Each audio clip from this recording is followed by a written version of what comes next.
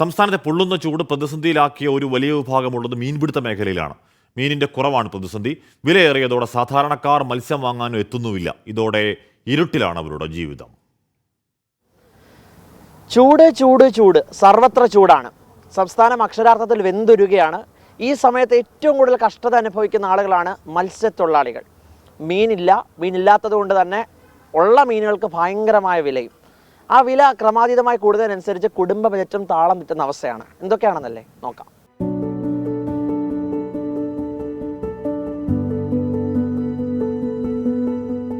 സുലഭമായി ലഭിക്കുന്ന കൊഞ്ചും മത്തിയും മഷിയിട്ട് നോക്കിയാൽ പോലും കാണാനില്ലെന്നാണ് മത്സ്യത്തൊഴിലാളികൾ പറയുന്നത്.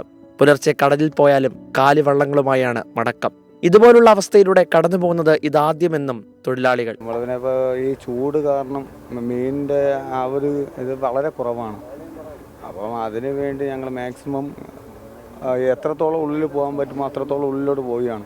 ചൂട് കൂടുതലായതുകൊണ്ട് മത്സ്യബന്ധനത്തിന് കടലിൽ പോയാലും ആ മത്സ്യങ്ങൾ നശിഞ്ഞ് എല്ലാം ഇതായതുകൊണ്ട് മീൻ ഇവിടെ കിട്ടാൻ ബുദ്ധിമുട്ടാണ്.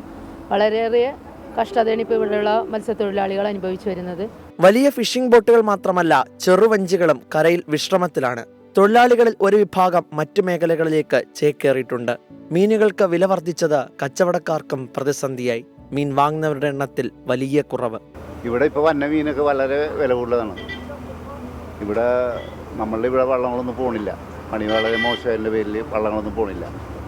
അപ്പോൾ ഇപ്പോൾ ഈ വന്ന മീൻ എന്ന് പറഞ്ഞാൽ ആലപ്പുഴ, കൊല്ലം അവിടെ നിന്നൊക്കെയാണ് വന്നത്.